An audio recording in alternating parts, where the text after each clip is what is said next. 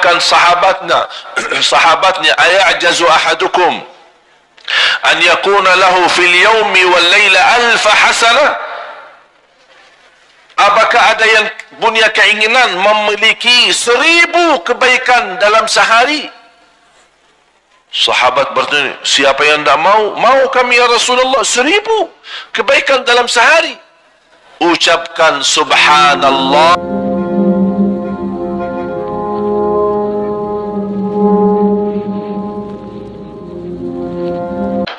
Assalamualaikum warahmatullahi wabarakatuh.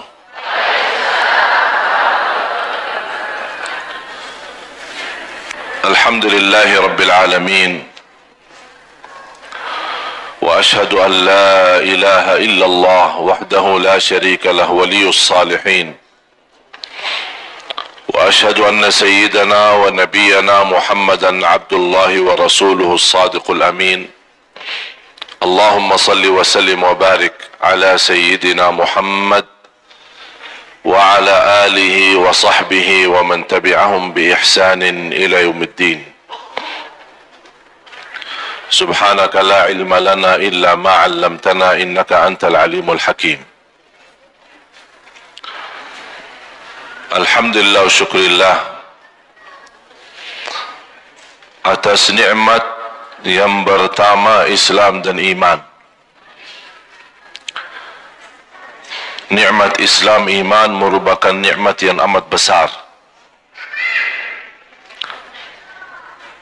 Dan kita sebagai orang muslim muslimah belum mampu mensyukuri nikmat yang terbesar, nikmat Islam dan iman.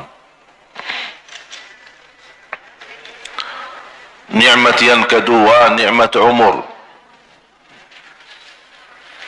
Sebagaimana bersabda Rasulullah sallallahu alaihi wasallam, ni'mal 'abdus salih man tala umruhu wa hasuna amaluh.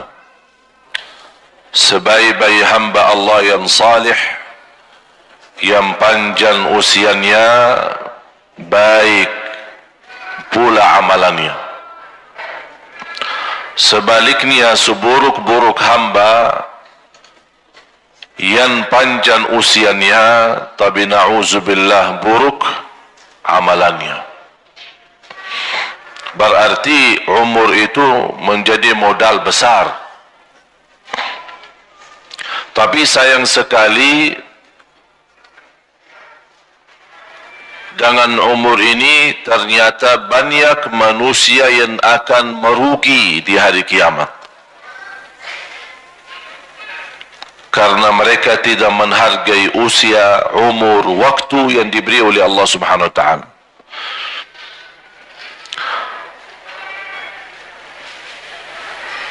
Terkhusus waktu itu sesuatu nikmat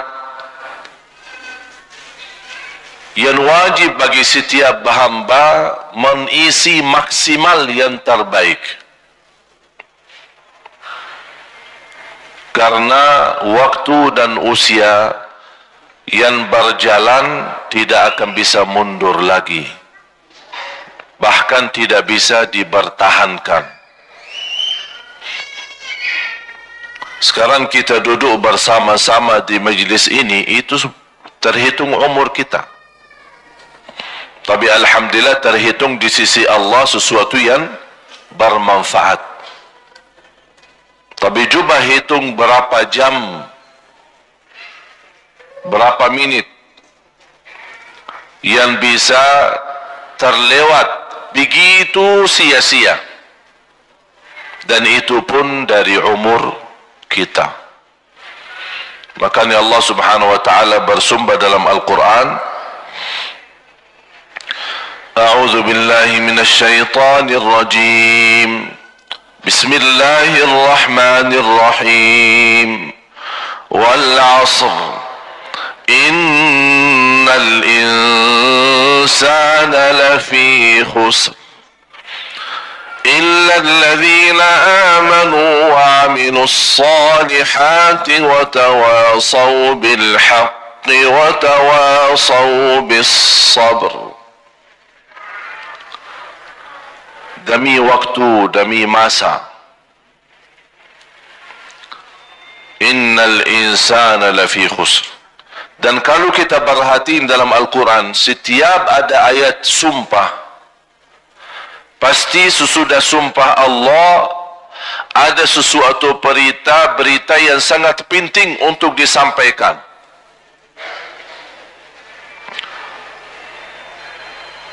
وَاللَّيْلِ إِذَا يَغْشَى وَالنَّهَارِ إِذَا تَجَلَّى وَمَا خَلَقَ الذَّكَرَ وَالْأُنْثَى إِنَّ سَعْيَكُمْ لَشَتَّى وَالشَّمْسِ وَضُحَاهَا وَالْقَمَرِ إِذَا تَلَاهَا وَالنَّهَارِ إِذَا جَلَّاهَا وَاللَّيْلِ إِذَا يَغْشَاهَا. Ini semua Allah bersumpah. Dan Allah Subhanahu wa taala berhak bersumpah dengan apa saja dari makhluknya, dengan matahari, dengan bulan, dengan siang, dengan malam. Wadduha wal-laili idza saja ma wadda'aka rabbuka wa ma qala wan-nazi'ati gharqa wan-nashitati nashta was-sabihati sabha wal-mursalati 'urfa fal-'asifati 'asfa. Ini semua ayat sumpah. Wal-'asr innal insana lafi khusr wal-fajr wa layalin 'ashr wasyaf'i wal-watr. Ketika ayat sumpah-sumpah ini, selepas ayat bersumpah ini, semua ujung-ujungnya Allah ingin memberikan pesan yang sangat penting untuk kita. Sebagaimana firman Allah, wal asr, demi waktu, demi masa. Ada apa ya Allah dengan sumpah ini? Allah ingin menyampaikan sebab waktu, gara-gara masa, gara-gara usia. Innal insana lafi khusr.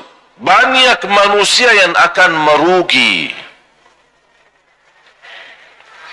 sia-sia. Padahal usia kita dibanding ummah yang terdahulu sangat singkat.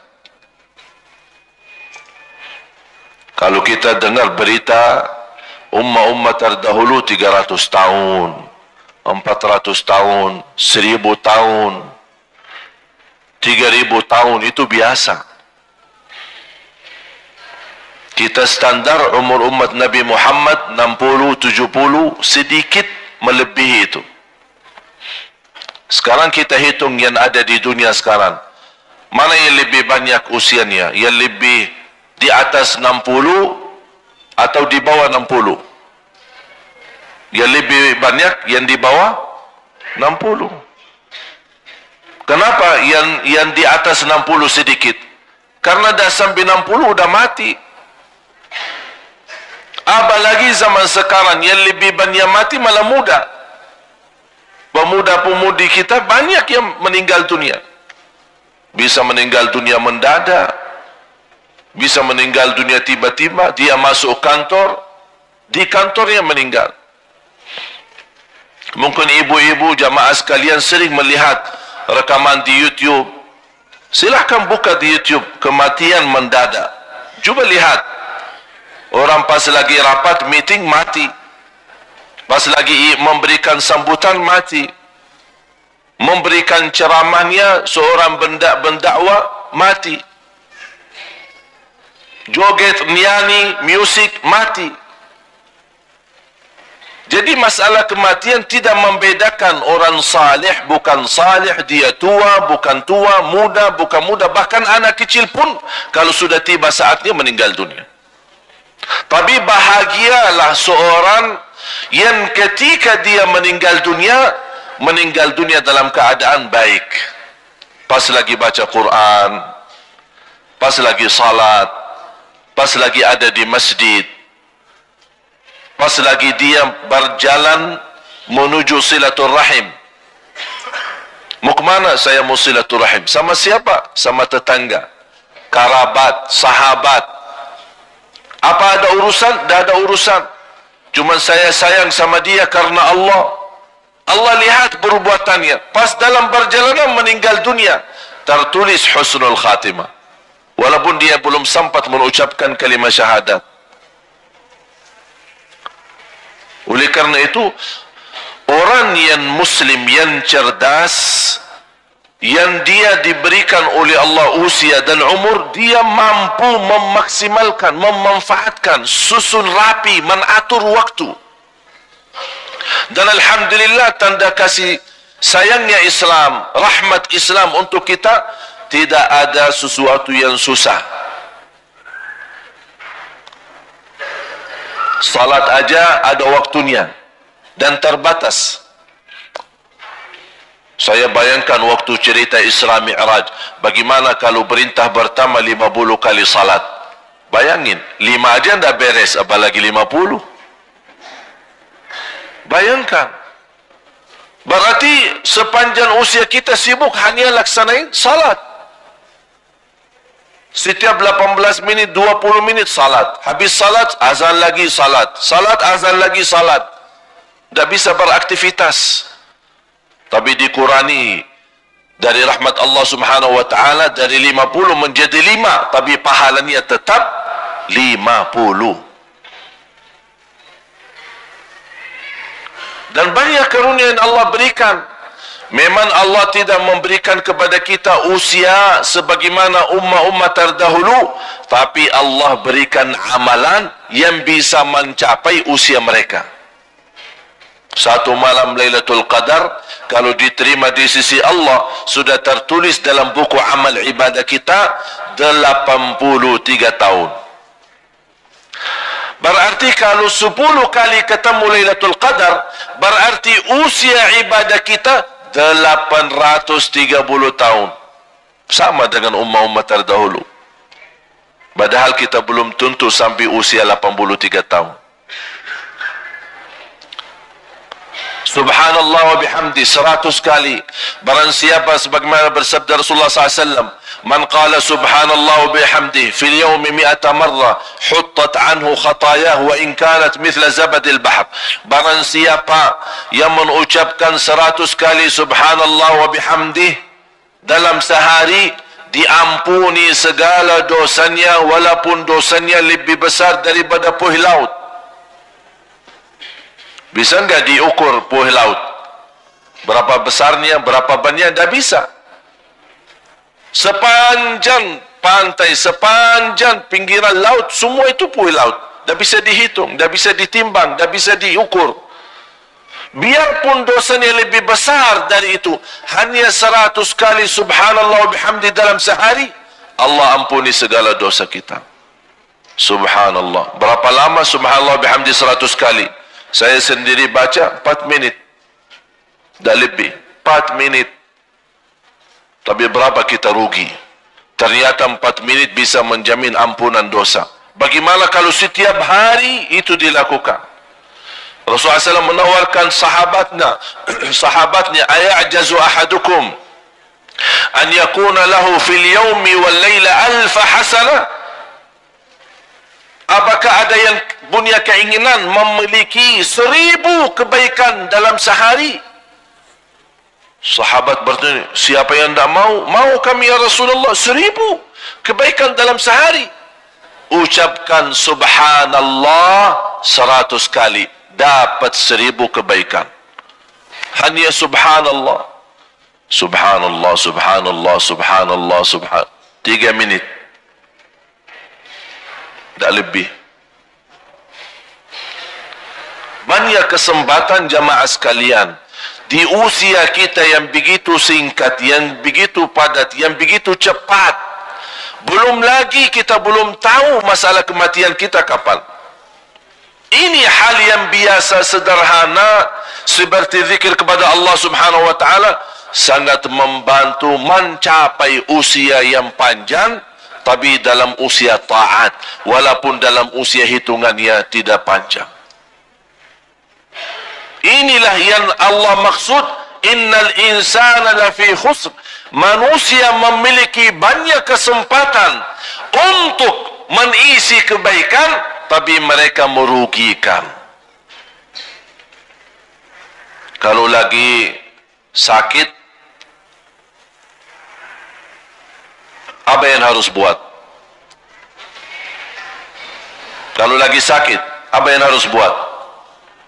Berobat kan? berobat kan?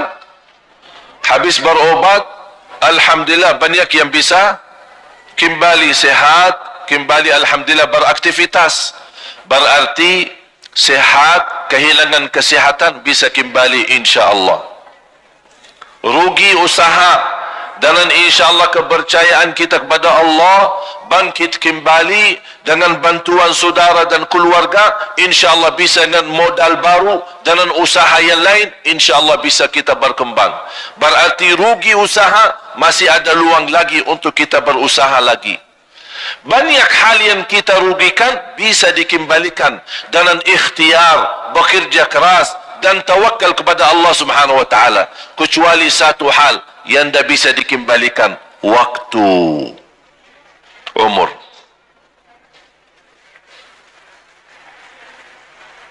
Malam tidak bisa tahajud, aduh rugi, kapan saya ganti? Tidak ada, sudah malam, tunggu malam besok. Kalau masih punya usia sampai malam besok. Makanya selalu saya sampaikan ke jemaah, jangan tinggalkan salat malam walaupun 2 rakaat, tutup dengan witir. Karena salat malam tidak harus 8, salat malam tidak harus 10. Sedikit demi sedikit diistiqamahkan lebih baik daripada banyak tapi terputus. Salat malam tidak harus tidur dulu. Sering saya sampaikan, kaget, katanya harus tidur dulu.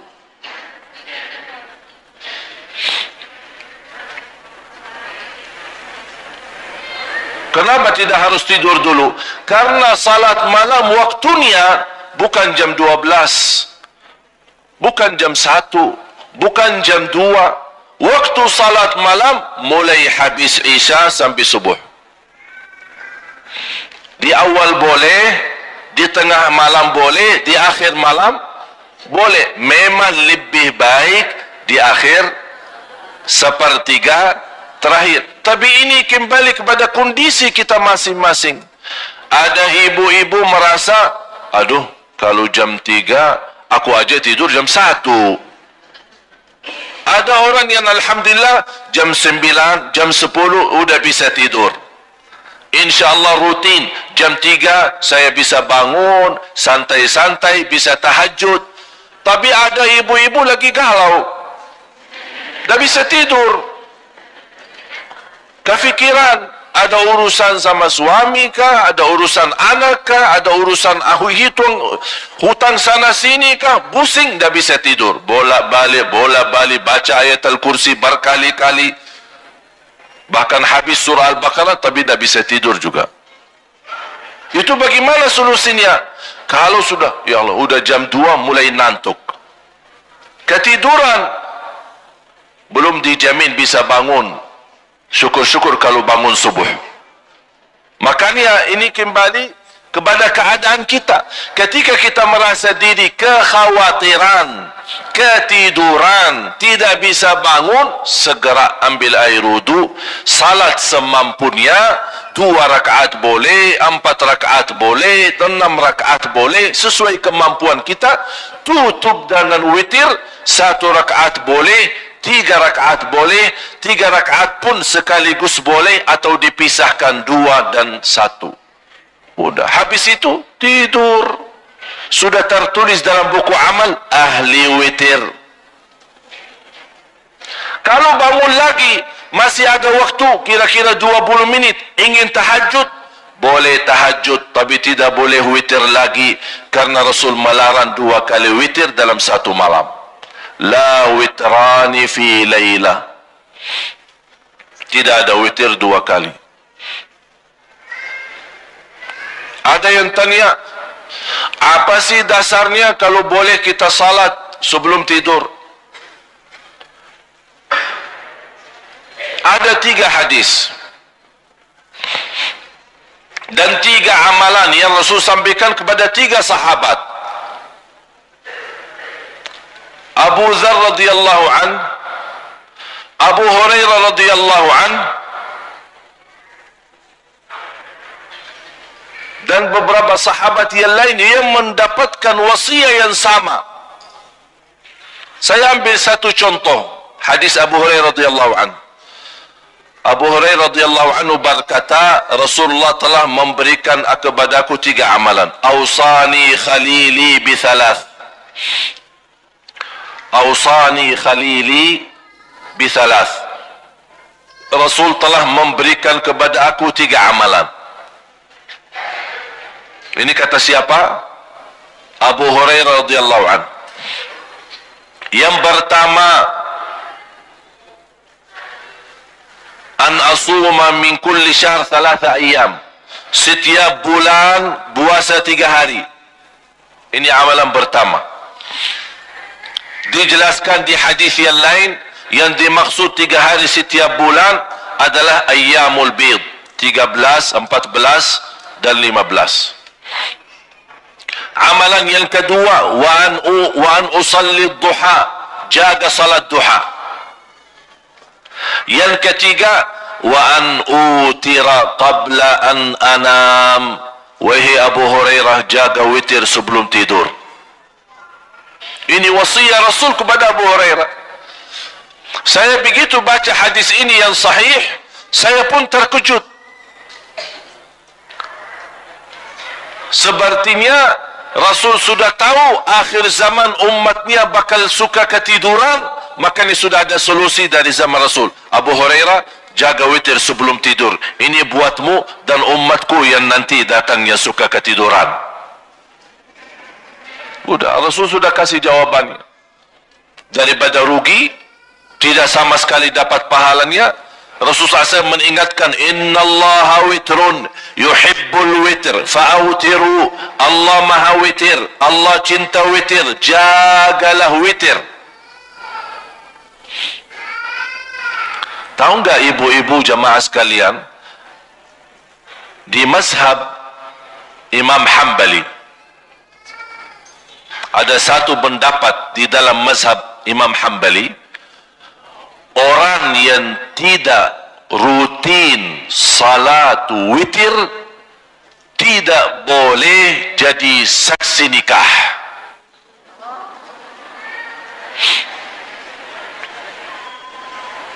Coba bayangkan. Ini pendapat, bukan sepakat ulama, ya. Ini hanya pendapat. Tapi yang saya mengambil dari pendapat ini, di zaman Imam Ahmad bin Hanbali memang menjadi kebiasaan, witir itu kebiasaan. Bahkan menganggap orang yang tidak salat jamaah di masjid tidak sah jadi saksi nikah. Ada pendapat seperti itu dalam fikih. Bagaimana yang tidak salat sama sekali? Bagaimana yang tidak salat sama sekali? Makanya kita di Madinah, kalau ada orang nikah, biasa kita nikah di mahkamah, di depan hakim. Mahkamah kan dekat Masjid Nabawi. Jadi datang calon laki-laki sama keluarga perempuan, termasuk perempuan juga dibawa di depan hakim untuk menikahkan mereka. Hakim juga bertanya sama wanita. Hakim bertanya sama wanita, kamu terima nikahnya sama laki ini? Tidak ada yang maksa? Tidak ada, karena kadang-kadang terpaksa karena aturan budaya, karena kebiasaan keluarga. Jadi hakim harus bertanya langsung sama wanita. Habis selesai, sudah diamankan laki dan perempuan, datang saksi. Kan harus ada 2 saksi. Hakim bertanya, salat jamaah enggak? Kalau dia jawab, iya saya salat jamaah, minta dibawain surat dari imam masjid. Ini ahli masjid. Surat, ini ahli masjid. Jamaah kita. Nanti disesuaikan masjidnya sama alamat rumah. Alasan mungkin dia besok kenal masjid, imam masjid mana, tapi dia tidak pernah salat di masjid, cuma karena teman atau keluarga kebetulan. Ini Pak diminta surat ini, saya mau jadi saksi. Begitu ketat. Saya sering menghadiri acara pernikahan. Tak pernah saya mendengar yang membawa acara tanya saksi, Pak, salat enggak? Kalau bapa tidak salat, mohon maaf, kami tidak bisa terima bapa jadi saksi. Kacau acara pernikahan. Itu beda kehidupan kita dengan agama. Ada yang punya kehidupan tapi karena kebiasaan. Semua jadi boleh aja. Kan rahmatan lil alamin. Jadi tinggalin salat, tetap jadi saksi, ujung-ujungnya rahmatan lil alamin. Ini salah guna rahmatan lil alamin. Bapak Ibu jemaah sekalian dimuliakan Allah Subhanahu wa taala.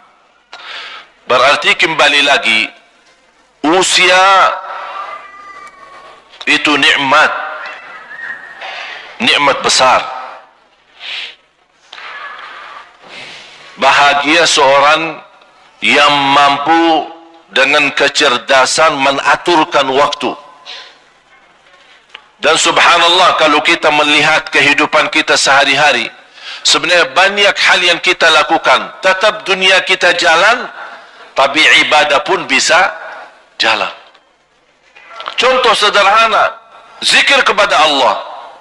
Apa sih susahnya kita terus gerakkan lidah kita berzikir kepada Allah? Zikir kepada Allah tidak harus wanita dalam keadaan suci. Zikir kepada Allah tidak harus wudhu dulu. Zikir kepada Allah tidak harus menghadapi kiblat. Zikir kepada Allah tidak harus di masjid. Dimanapun kita berada, jalan kaki, di mobil, di rumah, di pas lagi masak, semua kita boleh berzikir. La yazalu lisanuka ratban min dzikrillah. Basahi lidahmu zikir kepada Allah Subhanahu wa taala. Ini salah satu amalan yang menjamin masuk surga. Dengan hanya basahi lidahmu dengan zikir kepada Allah. Amalan yang paling ringan tapi pahalanya yang paling besar. Itu zikir. Ringan. 2 kalimat. Ringan di atas lidah, berat di atas timbangan, dicintai Allah, subhanallah wa bihamdi, subhanallahil azim. 2 kalimat. Tapi kalau diucapkan memang sangat mudah, ringan. Tapi kalau ditimbangan di sisi Allah, berat. Berat timbangannya, pahalanya besar. Bukan hanya berat di timbangan, tapi Allah mencintai kalimat ini. Berarti kalau kita ucapkan kalimat yang dicintai Allah, insyaAllah nanti akan Allah mencintai kita.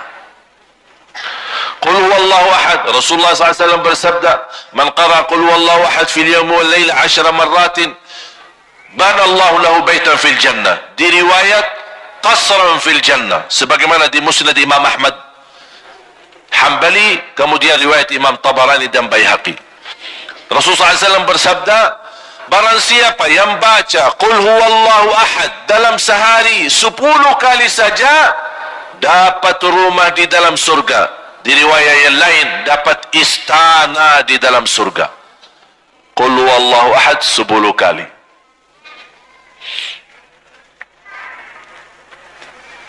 Berarti hal-hal yang sederhana kalau tidak diingat, tidak diamalkan, tidak diperhatikan, masuk dalam ayat innal insana lafi khusr. Sungguh manusia akan merugi. Sayang sekali, saya tidak minta Bapak Ibu salat 24 jam. Saya tidak minta 24 jam baca Quran. Tapi manfaatkan. Masing-masing usahakan memiliki wirid. Faham wirid? Wirid faham? Wirid. Ada wirid baca Quran, ada wirid salat, ada wirid zikir. Jadi wirid itu hal sederhana tapi diistiqomahkan. Contoh, Jangan lewat satu hari belum baca Al-Quran. Satu halaman. Dah bisa satu halaman, separuh halaman. Separuh halaman dah bisa juga? Dah bisa separuh halaman? Satu ayat. Tapi rutin. Lupa baca di rumah, pas di jalan, alhamdulillah sekarang HP ada isinya Al-Quran. Silakan baca. Aduh, saya lupa baca wirid saya. Saya sampai di mana? Suratul Baqarah ayat 12. Ya baca ayat 12. Ada luang, tidak terganggu, tambah lagi satu ayat. Begitu ada kesibukan, dah apa-apa stop. Tapi besok jangan lupa. Tepat waktu, dimaksimalkan dan diusahakan. Apalagi kalau bisa disusun dengan waktu yang tepat. Masing-masing tahu diri. Kesibukannya apa, aktivitasnya apa, ya udah. Saya merasa paling tepat waktu adalah habis salat subuh. Habis salat subuh, kalau setiap hari 10 minit saja kita bagi di antara zikir, baca Quran, kemudian bersedekah, baru silahkan ibu-ibu siapin sarapan buat anaknya. Apa ruginya 10 menit? 10 menit mungkin tidak bisa dihitung karena terlalu sederhana.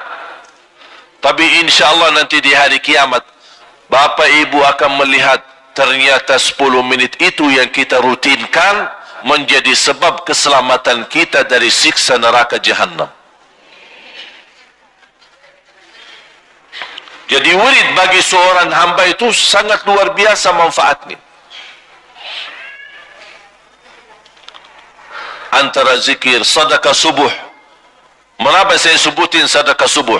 Karena Rasulullah SAW bersabda ketika di subuh hari, Allah turunkan malaikat khusus mendoakan orang yang bersedekah subuh hari. Allahumma a'ti munfiqan khalafa.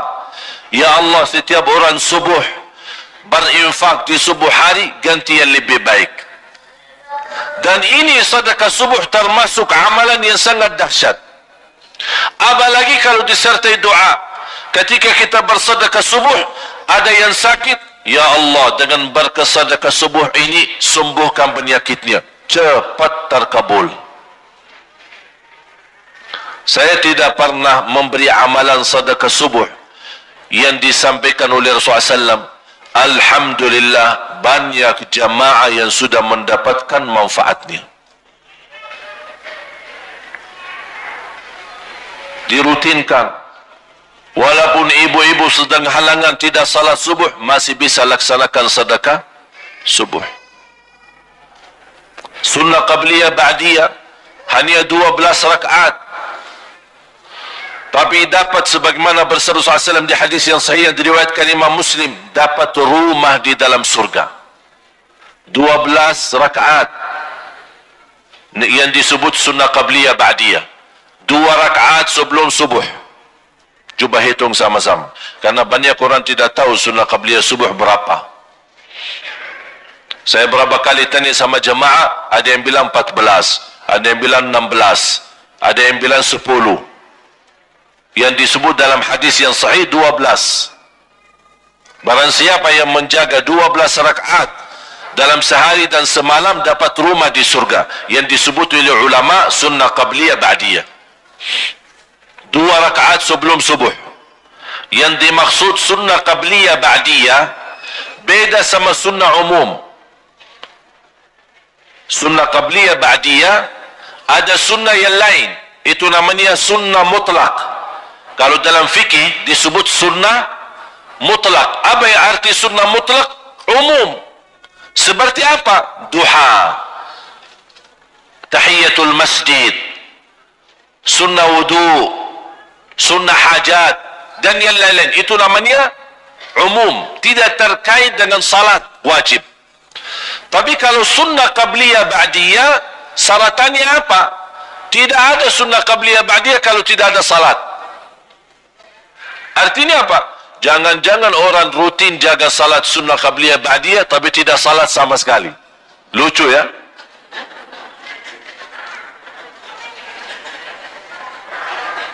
Sunnah qabliyah ba'diyah, adanya sunnah qabliyah ba'diyah karena ada wajibnya. Dan wajib itu kalau ada kekurangan di salat wajib, dan pasti ada kekurangan, tak ada yang sempurna salatnya, termasuk saya. Makanya manfaatnya ini sunnah qabliyah ba'diyah, menutupi kekurangan yang wajib. Makanya pertama yang dihisab, kata Allah subhanahu wa ta'ala kepada malaikahnya, periksa salat hambaku. Habis diperiksa salatnya, ya Allah banyak kekurangan. Apa kata Allah? Lihat sunnahnya. Ada enggak sunnahnya? Kata malaikat, ada ya Allah. Tutupi kekurangan yang wajib dengan salat sunnahnya. Dan ini salat sunnahnya termasuk sunnah qabliyah ba'diyah dan termasuk sunnah yang lain, menutupi kekurangan yang wajib. Makanya penting sekali walaupun hukumnya sunnah. 2 rakaat sebelum subuh, 4 rakaat sebelum zuhur, 2 rakaat sesudah salat zuhur. Sudah berapa? 8. 2 rakaat sesudah salat maghrib, 2 rakaat sesudah salat isya. Itu yang disebut salat sunnah qabliyah ba'diyah. Di luar itu ada sunnah mutlak.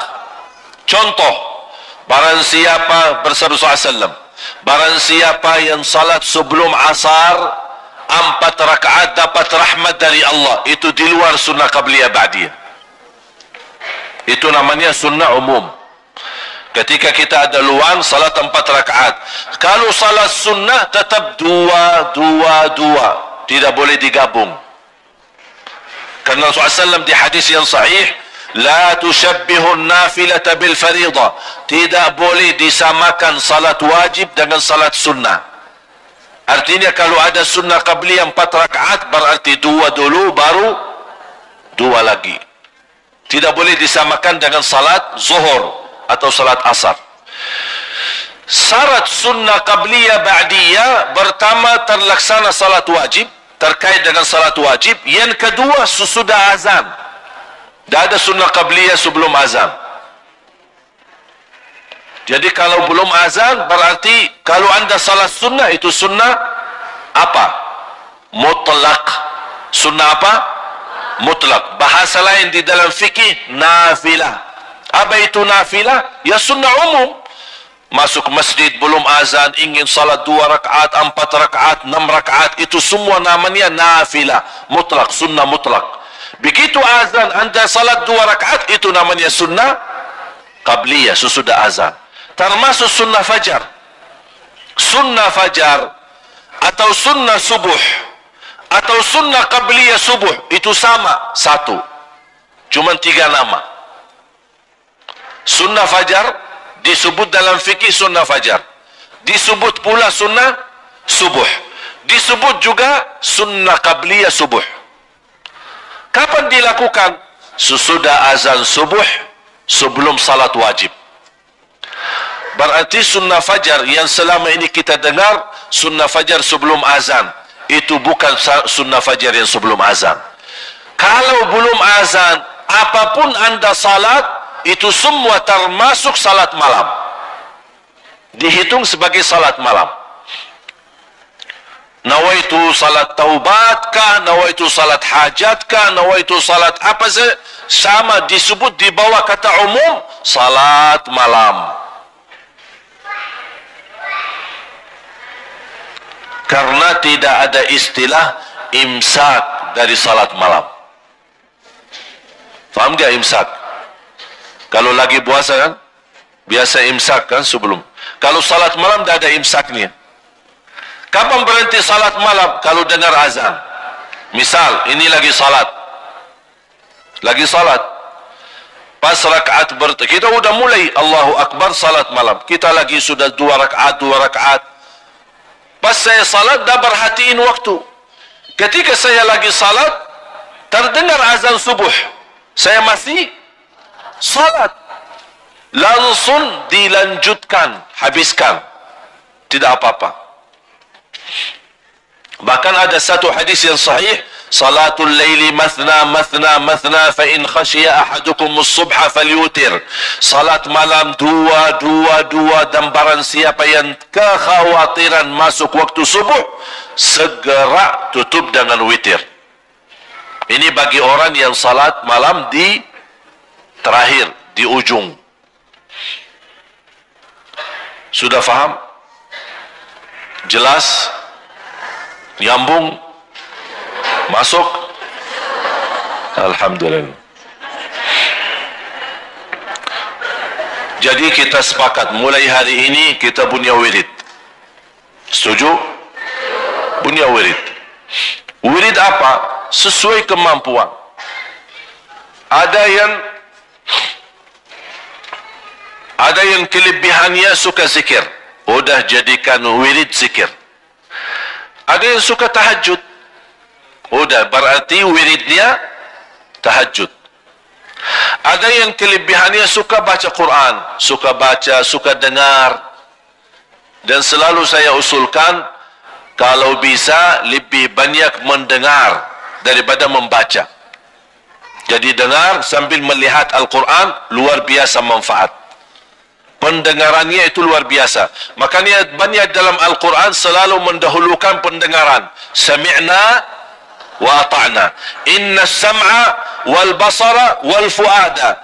Pendengaran, pandangan mata dan yang lain-lain. Berarti selalu didahulukan pendengaran. Makanya kita selalu mengusulkan ke jemaah suka sering mendengar, rutin mendengar bacaan Al-Quran murattal. Termasuk bagi ingin yang menghafal Al-Quran, harus banyak mendengar bacaan Al-Quran. Di jalan, naik motor, kita bisa pesan di telinga kita, melalui HP kita, pas mau tidur. Dan subhanallah, simak dan mendengar Al-Quran ketika tidur terekam di dalam otak. Karena kalau kita tidur, semua yang ada di dalam tubuh badan kita menurun, drop.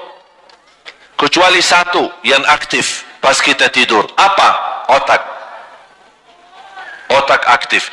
Makanya kalau ada orang sering sakit kepala, ingin diperiksa otaknya, dikasih obat tidur. Baru dipasang alatnya supaya kita tahu keadaan otaknya apa. Makanya ditemukan ahli teliti, khususnya para dokter otak, menemukan begitu dahsyat energi dan manfaatnya suara Al-Quran bagi orang yang tidur. Jadi boleh setel Al-Quran dengan suara yang tidak mengganggu orang lain, tapi cukup mendengar kita sendiri, setel. Karena ini sangat memfreshkan kepala kita, otak-otak kita, termasuk saraf-saraf. Karena aktivitas, faktor usia, mungkin karena sering sakit dan yang lain-lain, ada saraf-saraf yang bisa dikatakan sudah non-aktif, tidak aktif, dihidupkan dan diaktifkan kembali oleh bacaan-bacaan Al-Quran. Subhanallah, obat. Allah turunkan kepada kita Al-Quran, obat. Menyembuh dari segala penyakit. Penyakit jasmani maupun penyakit rohani. Bapak Ibu jamaah sekalian dimuliakan Allah Subhanahu wa taala. Rasul kita sallallahu alaihi wasallam, udah jam 10 habis ya waktu.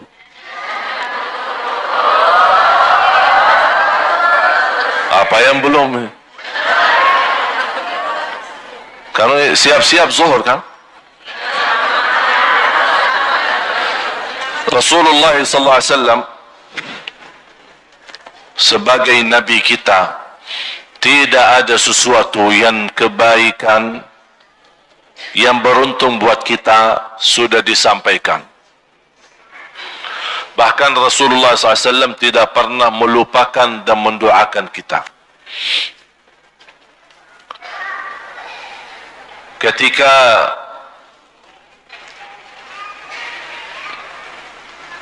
saya kemarin bertemu dengan guru saya di Madinah, makanya masih bekas-bekas pulang kampung kemarin, fisik dan flu masih terbawa.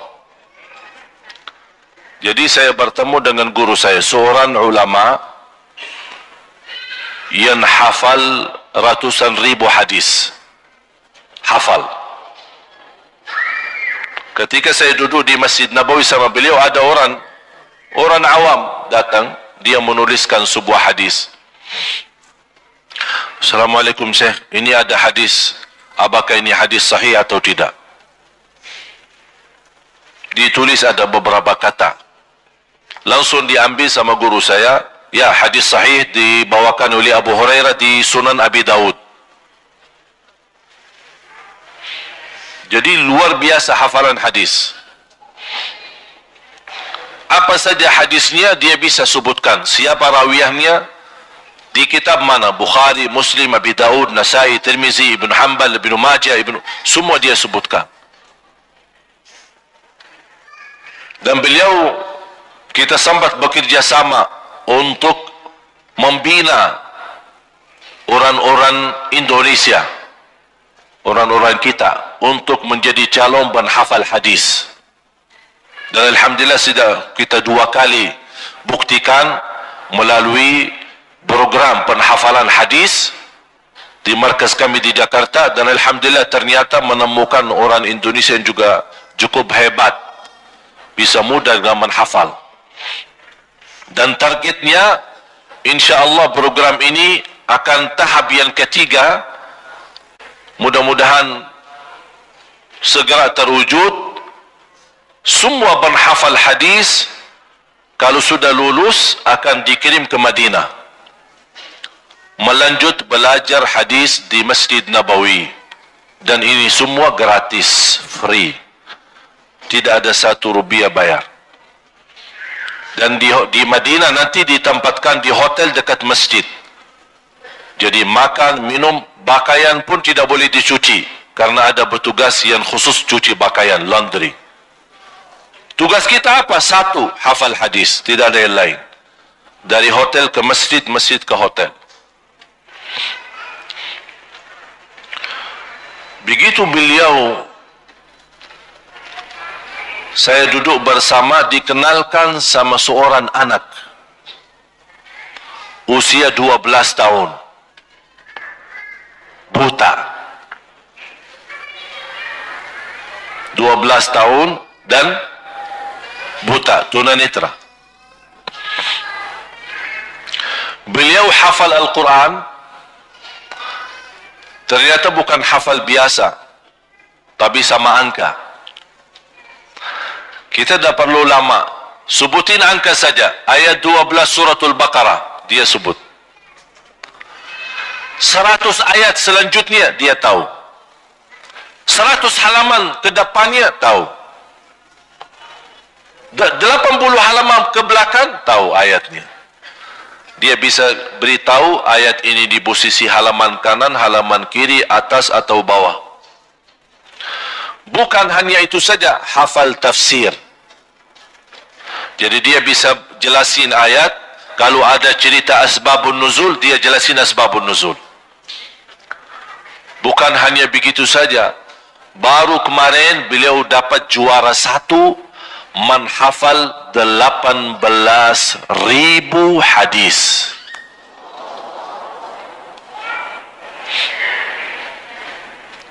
Usia berapa? 12. Keadaannya buta. Aduh, ini bukan masalah mata ini. Bukan masalah mata sebenarnya. Ini dah punya mata udah subhanallah. Berarti bukan masalah ini, bukan masalah buta ini. Yang jadi buta ini hati. Ini yang menjadi masalah. Dan insyaAllah kita akan undang ke Indonesia di beberapa waktu yang akan datang, memberikan contoh. Saya tanya, apa cita-citamu? Sekarang usia 12 tahun, hafal Al-Quran dengan hafalan yang begitu hebat dan dahsyat, bersama tafsir, asbabun nuzul. Belum lagi menghafal 18.000 hadis. Dan dites di depan saya, dites. Man kana yu'minu billahi wal yawmil akhir falyaqul khairan aw liyasmut. Barang siapa yang iman kepada Allah dan hari kiamat, berkatalah yang baik atau diam. Hadis itu dari mana? Dia sebutin hadis sahabat Rasulullah SAW, ini nomornya sekian di Sahih Bukhari atau langsung. Apa ada hadis yang mirip tapi di riwayat lain? Dia sebutin. Saya tanya, cita-citamu apa? Saya ingin jadi imam besar Masjidul Haram dan menjadi ulama besar bermanfaat buat umat. Ini buta. Begitu tinggi cita-citanya. Makanya jemaah sekalian, begitu Allah Subhanahu wa taala menanugerahkan, dan bagi saya itu nikmat besar, saya mensyukuri. Sampai titik ini saya selalu bersyukur kepada Allah Subhanahu wa taala bisa berhadir di depan Bapak Ibu dan bisa berada di Indonesia. Sampai titik ini saya belum tahu mengapa Indonesia yang terpilih. Mengapa tidak ke negara lain? Ke Afrika kah, ke Eropa kah? Mengapa Indonesia? Saya tidak tahu. Sampai sekarang belum tahu jawaban. Allah Subhanahu wa taala memudahkan bisa datang ke Indonesia. Bukan hanya datang ke Indonesia, tapi dimudahkan bahasa Indonesia. Bayangkan bahasa. Dari mana saya bisa belajar? Orang Arab lahir besar di Madinah. Hidup saya semua di Madinah. Tak pernah belajar bahasa Indonesia.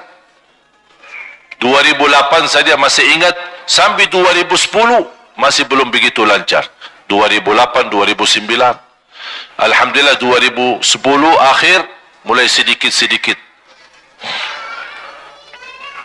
2011 mulai muncul di beberapa televisi, media dan yang lain-lain berdakwah dan dapat penghargaan dari Bapak Presiden Pak SBY waktu itu memberi warga negara Indonesia. Tak pernah saya mimpi, tak pernah saya harap, tak pernah saya minta. Dan saya di saat itu bertemu dengan seorang tunanetra.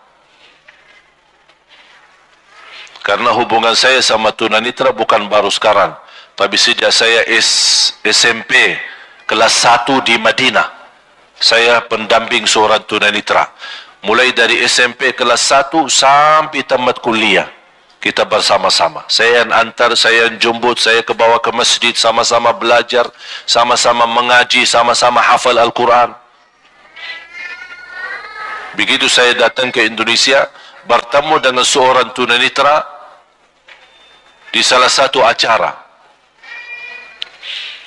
Begitu kita selesai acara, saya tanya, sama siapa datang? Sendiri. Kok sendiri? Ini lumayan jauh ini, pusat kota. Kok sendiri datang? Terus pakai apa? Angkot umum. Ini buta. Naik busway, naik angkot umum sampai ke tempat acara. Sendiri. Saya langsung menawarkan, boleh enggak saya yang antar pulang? Oh, terima kasih Syekh. Alhamdulillah, temanin, saya antar pulang. Pas di dalam perjalanan, saya di depan, beliau di belakang. Saya dengar suaranya dia mengaji. Saya langsung perhatiin. Saya tanya, Masya Allah, antum rutin mengaji berapa juz sehari? Dia bilang, kalau tidak capek dan tidak terlalu sibuk, 4 juz. Rutin. Dengan membawa Quran Braille manual. Saya perhatiin tasnya cukup besar. Jadi setiap dia kemana-mana, dia bawa Quran 2 buku. Karena setiap 1 juz 1 buku. Karena ukurannya besar.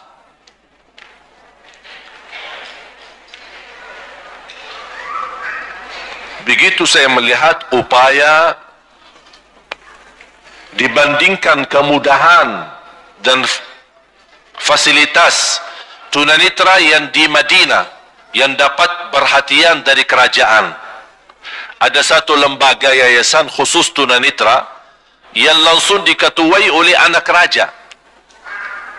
Semua tunanetra berobat gratis, sekolah gratis, keluar negeri gratis, dikasih uang saku kurang lebih, kalau uang di sini hampir 6 juta berbulan. Ini uang saku. Kalau dia keluar negeri, tiket gratis, ditanggung oleh kerajaan. Pendampingnya hanya bayar 50%. Kemana saja? Belum lagi dikasih Al-Quran. Harga Quran Braille manual lebih dari 6 juta. Kurang lebih 2.000 rial. Belum lagi ukurannya yang begitu besar. Alhamdulillah, atas izin Allah Subhanahu wa taala diberikan kemudahan menemukan satu ide bisa memberi kemudahan untuk saudara kita tunanetra Quran Braille digital. Dari ukuran yang begitu besar, 2 kardus menjadi 1 buku disertai dengan pena yang bersuara yang bisa mereka mendengar bacaan Al-Quran. Dan alhamdulillah atas izin Allah dan bantuan jamaah, termasuk warga jamaah Majlis Ta'lim ibu-ibu di Bandung dan di Jakarta, alhamdulillah kami berhasil membagi lebih dari 6.000 Quran Braille digital. Di Aceh, di Palembang, di Lampung, Lombok, Jogja, kemudian di Jakarta, kemudian di Bandung sudah berapa kali. Dan insya Allah cita-cita saya dan mudah-mudahan menjadi cita kita bersama, insya Allah diperkirakan di bulan Maret kemungkinan besar akan datang berkunjung silaturahim ke Indonesia Raja Arab Saudi, Raja Salman, bersama ulama, menteri, berusaha dan banyak. Sesuai berita yang saya dapat dari langsung Mbak Dubes Arab Saudi, tapi belum bisa dipastikan tanggal, tapi mudah-mudahan insya-Allah menjadi kunjungan yang insya-Allah membawa manfaat untuk umat. Kita tidak mencari kepentingan di sini. Kita tidak ada kepentingan sama raja, tidak ada kepentingan politik, tidak ada. Tapi yang kita harap, bagaimana kita bisa momen ini dimanfaatkan untuk menarik perhatian kerajaan Arab untuk Indonesia, supaya Indonesia ini diberikan perhatian sepenuhnya, supaya bisa menambah kualitas perhatian dakwah, dari segi dakwah, dari segi ilmu, dari segi akidah, dan dari segi bantuan sosial. Cita-cita saya berusaha membentuk sebuah acara yang akan dihadiri oleh 10.000 tunanetra. Dan kami sudah garap, sebagaimana anda sudah dengar dari sambutan tadi, salah satu pembina di ITMI, Ikatan Tunanetra Muslim Indonesia, insya-Allah 10.000 yang kita hadirkan, yang saya sedang lobby, mudah-mudahan insya-Allah di acara tersebut kita bisa lipatkan Raja Salman hadir di depan 10.000 tunanetra. Mewujudkan anugerah ini, mudah-mudahan kalau ini bisa terwujud, saya percaya dan yakin sisa saudara kita tunanetra yang masih ribuan bahkan ratusan ribu yang belum dapat, insya-Allah saya percaya dan yakin insya-Allah Raja Salman akan menutupi sisanya. Makanya kita berjuang, dan saya harap semua yang hadir tanpa kecuali insya-Allah semua yang hadir berkenan terlipat paling tidak 1 Quran, wakaf 1 Quran untuk saudara kita tunanetra. 1 orang 1 Quran. Tidak bisa sekarang, tidak masalah, kapan saja, tapi mudah-mudahan menjadi doa kita bersama.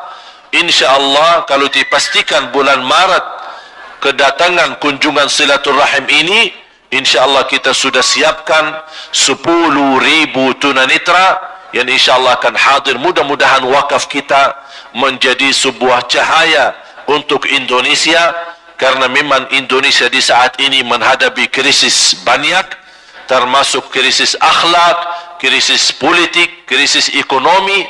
Tapi mudah-mudahan dengan saf-saf kita, merapatkan hati kita, merapatkan saf kita dan mempersatukan antara kita, insya-Allah mudah-mudahan Indonesia ke depan menjadi baldatun tayyibatun wa rabbun ghafur. Ada satu surah berkesan di hati saya. Walaupun sudah lama saya menghafal surah ini, dan saya rasa mungkin ada sebagian jamaah sudah hafal atau sebagian dari surah ini hafal beberapa ayat. Tapi kapan mulai surah ini berkesan di hati saya? Ketika saya menurusi tunanetra. Semakin dekat dengan tunanetra, semakin terasa begitu luar biasa indahnya surah ini, memberikan teguran kepada saya dan kepada kita semua. Surat Abasa di juz 30.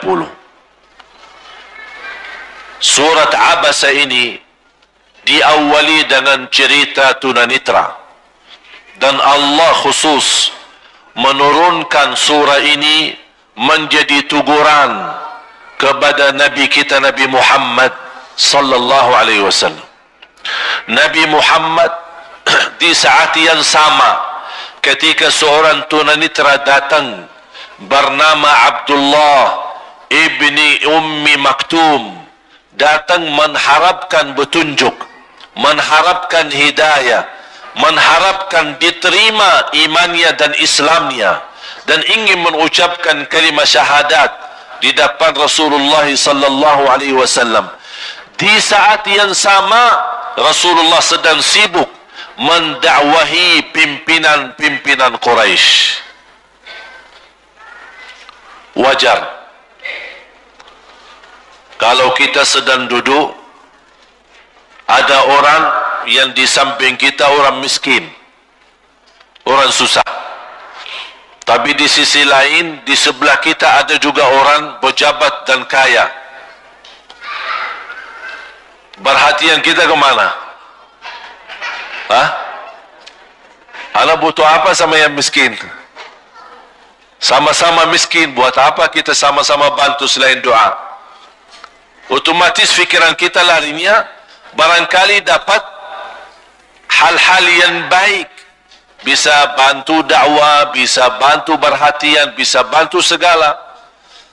Rasul kita sallallahu alaihi wasallam memiliki perhatian kepada pimpinan Quraisy, karena Rasul yakin kalau pimpinan Quraisy ini masuk Islam, itu sangat pengaruh di Makkah.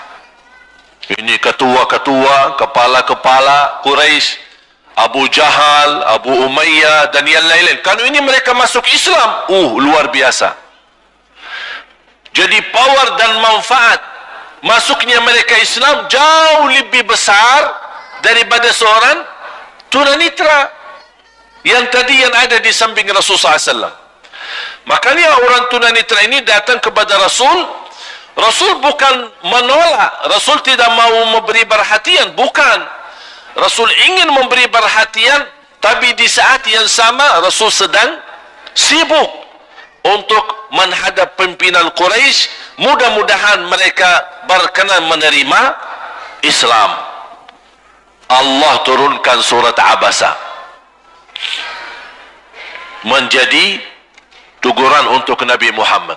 Kalau Rasul, namanya Rasul, manusia yang termulia, Nabi yang termulia, yang paling dicintai Allah, Nabi yang terakhir, yang paling disayangi Allah subhanahu wa ta'ala, Nabi yang terakhir datang, tapi Nabi yang pertama yang akan masuk surga.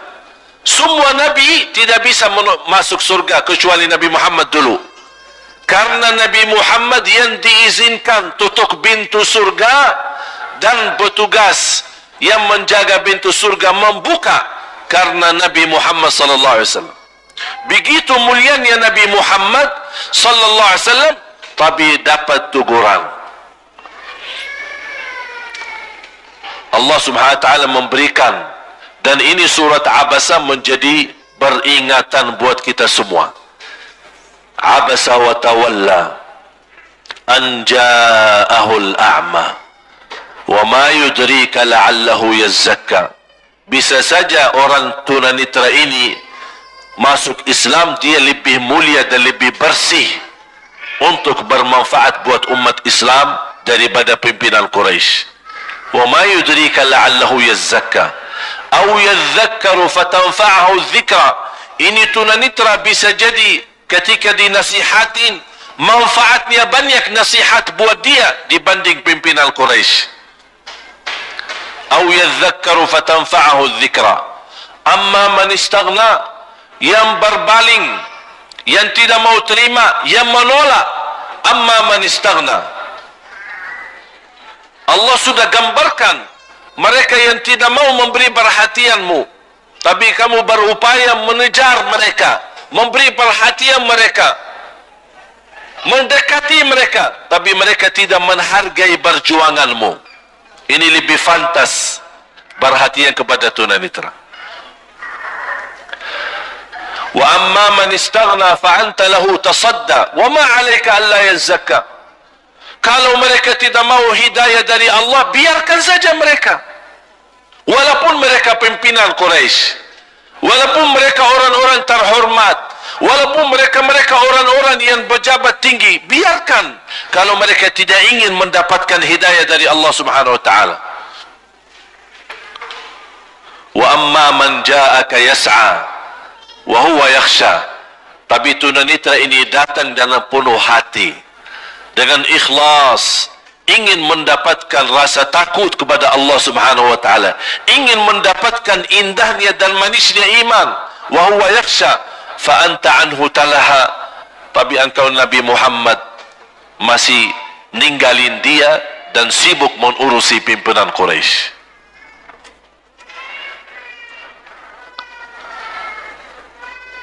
Begitu luar biasa surah ini berkesan.